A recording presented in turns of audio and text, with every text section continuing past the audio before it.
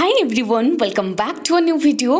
काफ़ी दिन हो गए हैं कोई भी वीडियो नहीं डली थी और बिकॉज स्पेशली अगर मैं करंट अफेयर्स की बात करूं तो आप लोगों को पता है कि हिमाचल में बारिश, फ्लड, ये सब चीज़ें न्यूज़ में चली हुई हैं और सारे के सारे जो न्यूज़पेपर हैं वो भी इन्हीं न्यूज़ से भरे पड़े हैं। तो जो अपने काम की चीज़ें हैं वो नहीं थी। अभी भी आज की वीडियो में मैंने बोल रही हूँ, आज की वीडियो में भी कम चीज़ें हैं, मतलब कम ही करंट अफेयर्स हैं। जनरली बहुत सारे दिन हो गए, 5 जुलाई के बाद हमने कोई भी करंट अफेयर डिस्कस नहीं किया है। तो 5 से 27 तक के बीच में लगभग 20 दिनों के भी बहुत ज़्यादा करंट अफेयर नहीं है, थोड़े से ही करंट अफेयर हैं जो हमारे काम के हैं। तो इस करके कोई भी वीडियो नहीं आई थी।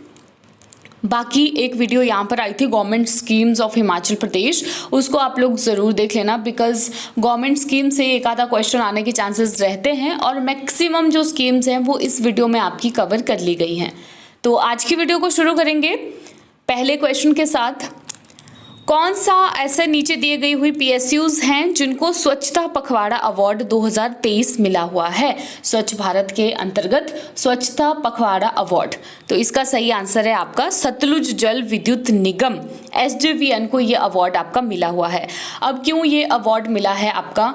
देखिए क्या होता है कि मई 16 मई से लेकर के 31 मई तक हर साल इस तरह से ये कंडक्ट करवाया जाता है और जो भी पीएसयूज होती हैं उनकी एग्जाम्पलरी परफॉर्मेंस के ऊपर इन्हें दिया जाता है। ठीक है, पीएसयूज को यहाँ पर इवेल्युएट किया जाता है।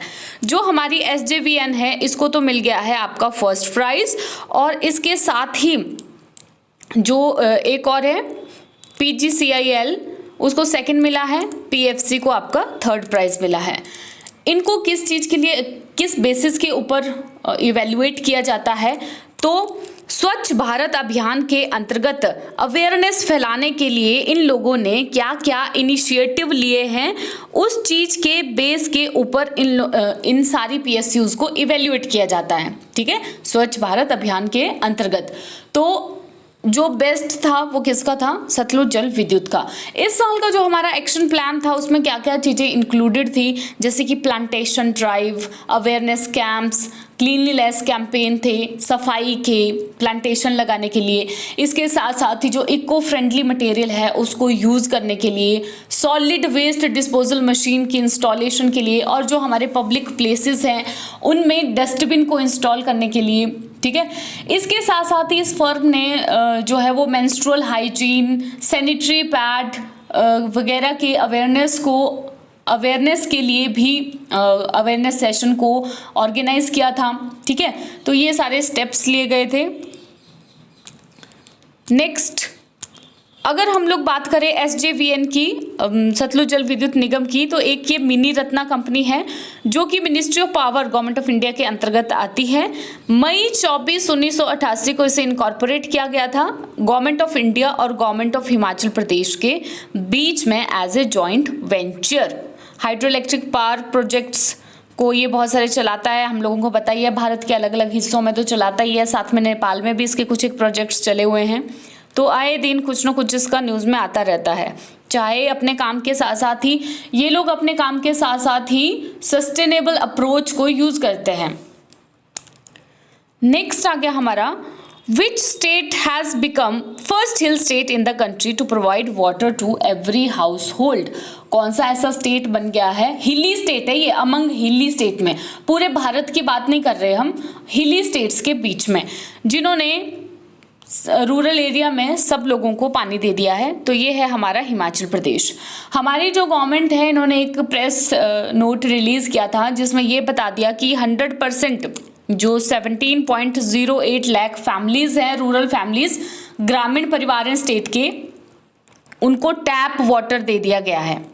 ठीक है, आप लोगों को पता ही है कि ये जो सारा मिशन था टैप वाटर को प्रोवाइड करने के लिए, ये हमारा चला हुआ था जल जीवन मिशन के अंतर्गत। जो ये जल जीवन मिशन है इंपॉर्टेंट टॉपिक है, पिछली बार एचएस में डायरेक्ट क्वेश्चन पूछा गया था जल जीवन मिशन से, तो और भी एग्जाम्स में इससे रिलेटेड क्वेश्चन आ सकते हैं। तो एक बार जल जीवन मिशन के गो थ्रू जाइए, पूरा उसको देखिए कि क्या क्या कब शुरू किया गया था।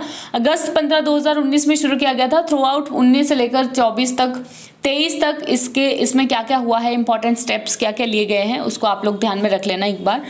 तो इन्होंने जो टारगेट रखा हुआ था कि भाई कैसे कब तक ये वाटर को प्रोवाइड करेंगे सबको, तो ये था 2024 तक। और हिमाचल प्रदेश ने टाइम से पहले ही ये इस टारगेट को अचीव कर लिया है और पूरी कंट्री में टॉप 9 का प्लेस हासिल किया है। जबकि हिली एरियाज जो हैं, हिली स्टेट्स जो हमारे हैं, उसमें इनको फर्स्ट प्लेस मिला हुआ है।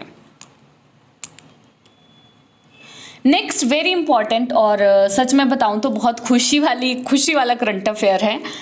कौन सा ऐसा फर्स्ट इंस्टीट्यूट है स्टेट में जिनको A+ की ग्रेड मिली है नैक से। देखो हमेशा जब भी हम नैक की ग्रेडिंग को डिस्कस करते हैं ना, तो हमेशा मैं हमेशा यही बोलती हूँ कि देखो जो शुलिनी है वो तो कहीं ना कहीं स्थान प्राप्त कर भी लेती है, लेकिन हमारी जो CUHP क्या ये दूसरी अपनी HPU, इनको बहुत ही मतलब A+ रैंक तो नहीं मिली, A रैंक नहीं मिलती थी। तो लेकिन हमारी जो CUHP है इस बार सेंट्रल यूनिवर्सिटी ऑफ हिमाचल प्रदेश, इनको A+ ग्रेड मिल गई है इस बार। ठीक है, तो ये बहुत ही अच्छी खुशी वाली बात है। और ये इनको क्यों मिली हुई है? नैक की जो फुल फॉर्म है वो आप लोग पहले सुन लो कि नैक क्या होता है, national assessment and accreditation council.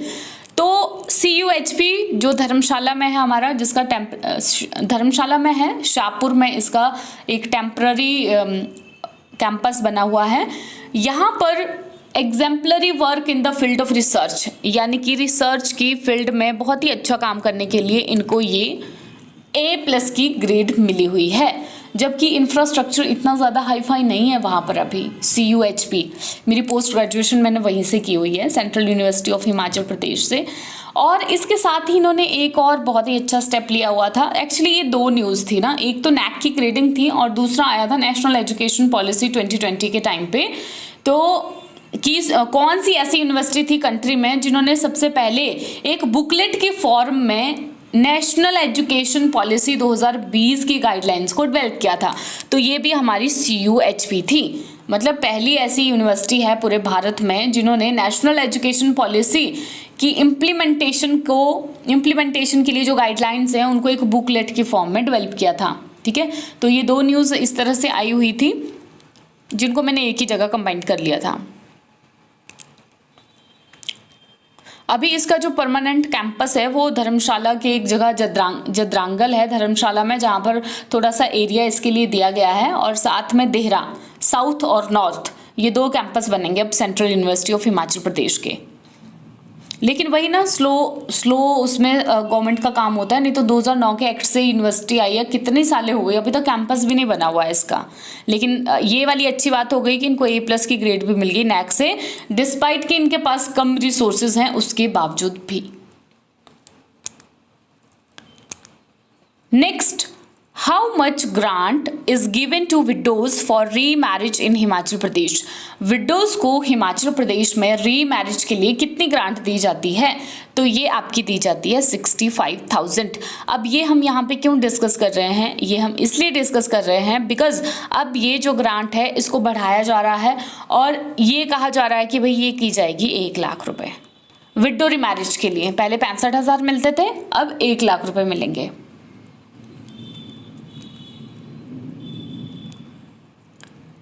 Next, which among the following community got ST status recently. देखो ये भी अच्छी न्यूज़ है। पिछली साल इसको हमने बहुत डिस्कस किया था। क्या था कि ST स्टेटस देने की घोषणा कर ली थी बीजेपी ने हाटी कम्युनिटी को। हाटी कम्युनिटी कहाँ पर रहती है? ये आपके ट्रांसगिरी एरिया जो है सिरमौर का, वहाँ पर रहती है। ट्रांसगिरी जो एरिया है सिरमौर डिस्ट्रिक्ट का, वहाँ पर रहते हैं। और ये बहुत टाइम से डिमांड कर रहे थे कि भाई हमको भी शेड्यूल्ड ट्राइब का स्टेटस दे दो, बिकॉज पहले उत्तराखंड का जो पार्ट इनके सीमा के साथ लगता है, जौनसर बावर वाला एरिया, वहाँ पर भी हाटी कम्युनिटी के लोग रहते हैं और उनको तो काफ़ी समय पहले ही ये स्टेटस मिल गया था, उनको मिल गया था। लेकिन ये सिरमौर वाले एरिया के लोग रहते थे, काफ़ी समय से ये अपनी डिमांड्स को डाल रहे थे, लेकिन इनका जो इनकी डिमांड को एक बार सुप्रीम कोर्ट ने रिजेक्ट भी कर लिया था। फिर पिछले साल इन्होंने बहुत सारे प्रदर्शन किए थे, इसकी वजह से बीजेपी ने इनको प्रॉमिस कर दिया था कि वो इनको एसटी का स्टेटस दिलाएंगे और फाइनली अब ये हो गया है। न्यूज़ में ये इसीलिए आया था बिकॉज जो राज्यसभा है हमारी, राज्यसभा ने पास कर दिया है इस बिल को जो कि शेड्यूल्ड ट्राइब का स्टेटस देता है हाटी कम्युनिटी को। लोकसभा ने तो ये constitution order third amendment bill 2022 को दिसंबर 2022 में ही क्लियर कर दिया था। तो अब राज्यसभा की तरफ से भी इस बिल को पास कर दिया गया है। तो ये हाटी कम्युनिटी के लोग हैं।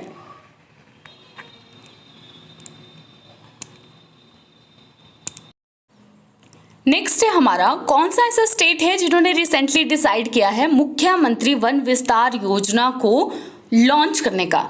तो ये हमारा हिमाचल प्रदेश। हिमाचल प्रदेश की जो कैबिनेट है उन्होंने रिसेंटली ये डिसाइड किया है कि मुख्यमंत्री वन विस्तार योजना को लॉन्च किया जाएगा। कब ये डिसीजन लिया गया? तो ये डिसीजन आपका लिया गया 25 जुलाई 2023 को। ठीक है, ये किस चीज के लिए इस योजना को लॉन्च किया जा रहा है? इस चीज़ के लिए लॉन्च किया जा रहा है कि जो भी हमारे हिल्स हैं, माउंटेन्स हैं पूरे स्टेट में, चाहे वो बैरन एरियाज हैं हमारे हिल्स और माउंटेन्स के, वहाँ पर ग्रीन कवर को एक्सपैंड किया जाएगा। ठीक है, ग्रीन कवर को एक्सपैंड किया जाएगा। तो हरा भरा हिमाचल बनाने के लिए इस योजना को शुरू किया गया है। इसके साथ साथ ही इसका जो एम होगा वो सॉइल इरोजन को प्रिवेंट करना भी होगा, यानी कि मिट्टी का जो अपर्दन है उसको रोकने का। आप लोगों को पता ही है कि जो जहाँ पर बहुत सारे पेड़ होते हैं वहाँ पर कम सॉइल इरोजन होता है। ठीक है, बाइंड अप रहते हैं जो सॉइल पार्टिकल्स होते हैं, और जहाँ पर कम पेड़ होते हैं वहाँ पर ज़्यादा सॉइल इरोजन होता है। इसके साथ साथ ही ये क्या करेगा, लोकल लोगों को लाइवलीहुड भी देगा, क्योंकि ना कि सिर्फ ग्रीन कवर को बढ़ाया जाएगा बल्कि इसकी अच्छे से मेंटेनेंस भी की जाएगी। आउटसोर्स के ऊपर नियुक्त किया जाएगा, तो जो लोकल लोग हैं वहाँ पर उनको इससे क्या मिलेगा, लाइवलीहुड भी मिलेगा। नेक्स्ट आ गया हमारा, Minjar fair is celebrated on dash Sunday off Shravan month. Shravan month के किस संडे को मिंजर फेयर को सेलिब्रेट किया जाता है? हालांकि बहुत पुराना क्वेश्चन है लेकिन फिर भी पेपर में पूछ लिया जाता है। तो सेकंड संडे को, श्रावण मंथ के सेकंड संडे को इसको सेलिब्रेट किया जाता है। हाल ही में इसको सेलिब्रेट किया गया चंबा डिस्ट्रिक्ट में, इसके लिए ये न्यूज़ में आया हुआ था। 1 वीक लॉन्ग फेयर है ये, और इस दिन लोग क्या करते हैं, जो इसको अनाउंस किया जाता है डिस्ट्रीब्यूशन ऑफ मिंजर से, एक तरह के सिल्क टैसल होते हैं जो मोस्ट ऑफ द पार्ट में मैन और वुमन वियर करते हैं ड्रेस के ऊपर। ये जो टैसल है ये सिंबलाइज करता है पैडी और मेज के सूट्स को।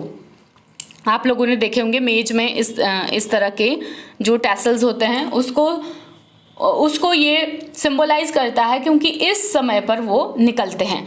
और ये इंटरनेशनल फेयर है। ठीक है, इंटरनेशनल फेयर का दर्जा इसको प्राप्त है। चंबा में ये मनाया जाता है। नेक्स्ट आ गया हमारा, Panchavaktra temple which was in news is located in which district. Panchavaktra मंदिर जो न्यूज में था वो किस जिले में लोकेटेड है? तो ये मंडी डिस्ट्रिक्ट में लोकेटेड है। न्यूज में क्यों आया हुआ था? न्यूज में ये इसलिए आया हुआ था कि भाई बहुत सारी बारिश हो रही थी, मतलब एक तरह का कितना फ्लड आ गया था ब्यास रिवर में, उसके बावजूद ये मंदिर जहाँ का तहाँ था वहाँ पर खड़ा ही बना हुआ था, और इसको केदारनाथ के साथ कंपेयर भी किया जा रहा था। तो ये पेपर में भी आता है। ठीक है, मंडी डिस्ट्रिक्ट में है ये, पेपर में भी पूछ लिया, पेपर के पर्सपेक्टिव से भी इम्पॉर्टेंट है ये टेम्पल। मीटिंग पॉइंट सुकेती और ब्यास का जहाँ पर संगम होता है वहाँ पर ये लोकेटेड है। 300 साल पुराना मंदिर है, शिखर स्टाइल आर्किटेक्चर है, लॉर्ड शिवा को डेडिकेटेड है ये टेम्पल। पंचमुखी प्रतिमा है यहाँ पर भगवान शिव जी की। ठीक है, आर्किटेक्चर याद रख लेना इसका, शिखर स्टाइल आर्किटेक्चर है और बहुत ही ज़्यादा पुराना मंदिर है। तो ये थे हमारे कुछ एक करंट अफेयर्स जो कि मुश्किल से कलेक्ट किए गए हैं न्यूज़पेपर से, बिकॉज एज सच कुछ ऐसा खास नहीं आ रहा था। मैं सच बताऊं तो सारी चीज़ों में वही था, फ्लड था, बारिश थी। आप लोगों ने देखा ही होगा, मैंने 1-2 छोटी सी क्लिप्स भी डाली हुई थी कि क्या हाल है मंडी और मनाली में, कितनी ज़्यादा तबाही हो रही है बारिश की वजह से। तो यही सब चीज़ें चल रही थी। बाकी नेक्स्ट भी जो भी कलेक्ट होता है करंट अफेयर्स ज़रूर आप लोगों के साथ शेयर किए जाएंगे। आज के लिए बस इतना ही, जल्दी मिलेंगे एक नई और बेहतरीन वीडियो के साथ।